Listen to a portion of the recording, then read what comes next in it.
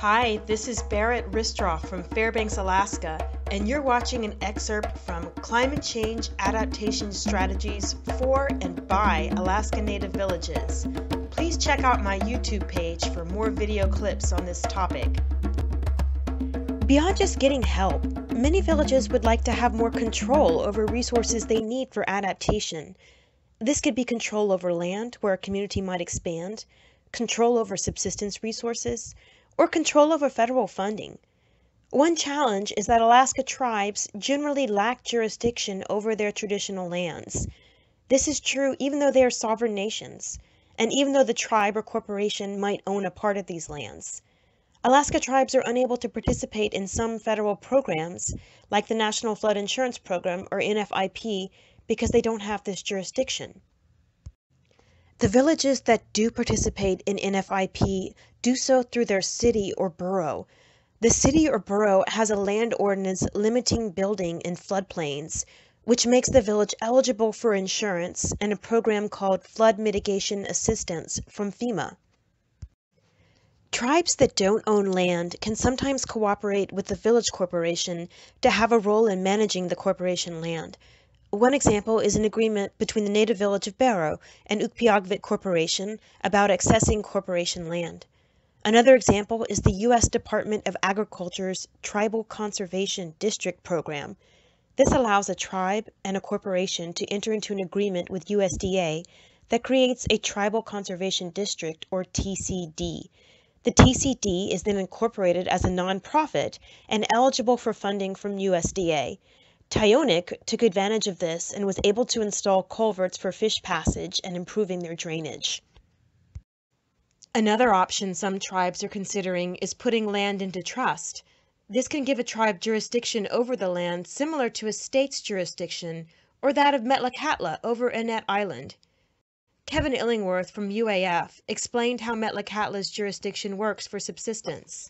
Metlakatla sets all bag limits for deer on the reservation. For salmon limits, the state negotiates with the tribe in the same way it would negotiate with Canada. The result is that native residents of Metlakatla get to take much more fish than native residents of a place like Ketchikan, which is right across the straits, because native residents of Ketchikan must follow state sport fishing rules. Another way to say it is that Metlakatla residents get enough fish to fulfill their needs, while native residents of Ketchikan do not get enough fish. Of course, there are many pros and cons to be considered before a tribe decides to put land into trust, starting with the challenge of getting enough land to make a meaningful difference. Getting some control over wildlife and subsistence is really important even without climate change. I use the word co-management for opportunities that are specifically provided by laws, like the Marine Mammal Protection Act, the Alaska National Interest Lands Conservation Act, or ANILCA Section 809, and the Tribal Self-Determination Act. Agencies may be open to collaborative management, even where it's not specifically described in a law.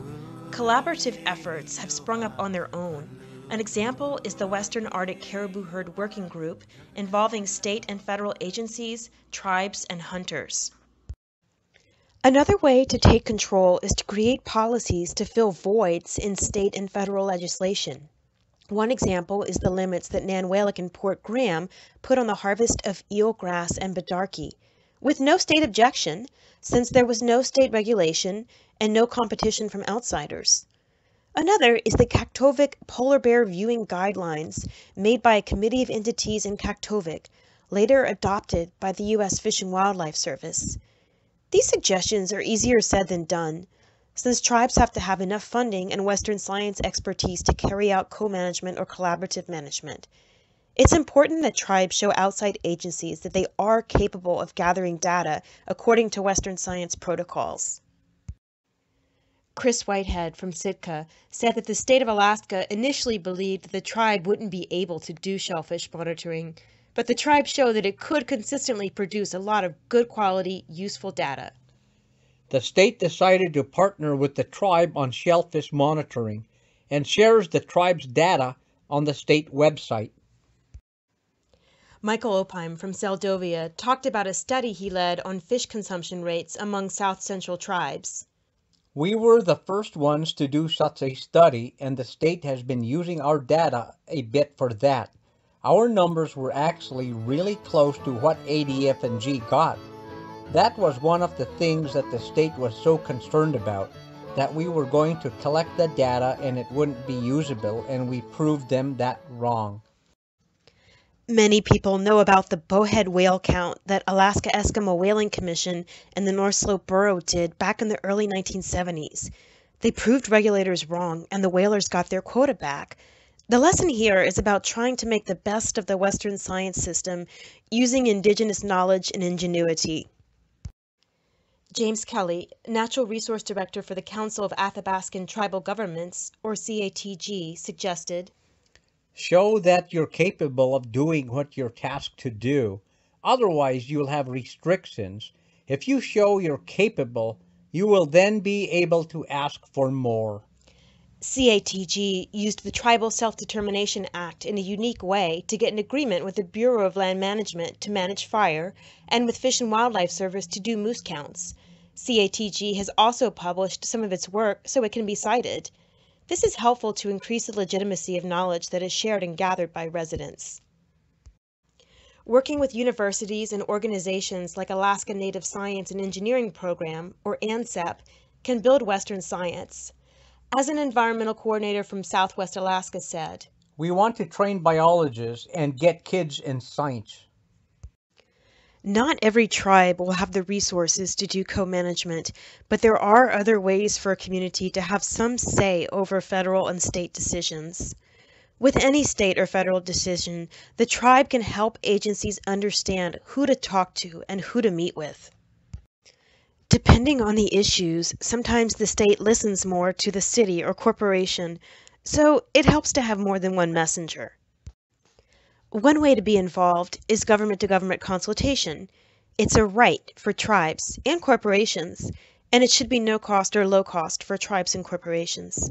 The Sitka tribe was able to develop their own consultation policy that all federal agencies need to follow.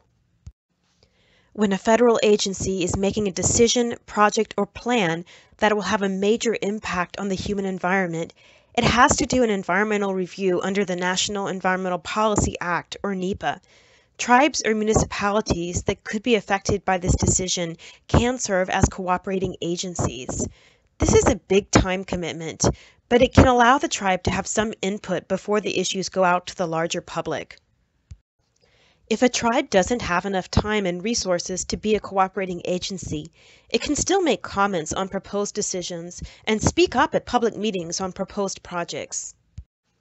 Having a resolution or letter signed by the tribe or multiple tribes, or the tribe, city, and corporation can get more attention. At an individual level, tribal citizens should be encouraged to serve on fish and game and other advisory boards. Participating in board processes is certainly not always pleasant, and it can be costly, but participating offers a chance to change regulations that affect village lifeways. One important opportunity is the ability to file petitions to change hunting and fishing regulations at both the state and federal level. Anyone can file emergency petitions to change regulations, as well as petitions to change the agendas of rule-making meetings.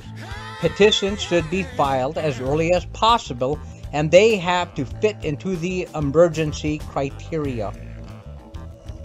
Encouraging tribal citizens to vote in state and federal elections is also important.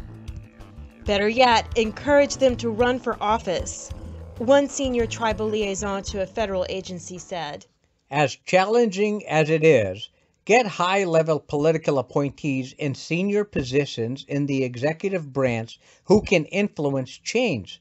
If I had $10 to spend, I'd tell tribes to spend it on that. Thanks to my musicians and participants, and thank you for watching. I hope you'll watch more of these video clips or check out my Google Drive for written strategies.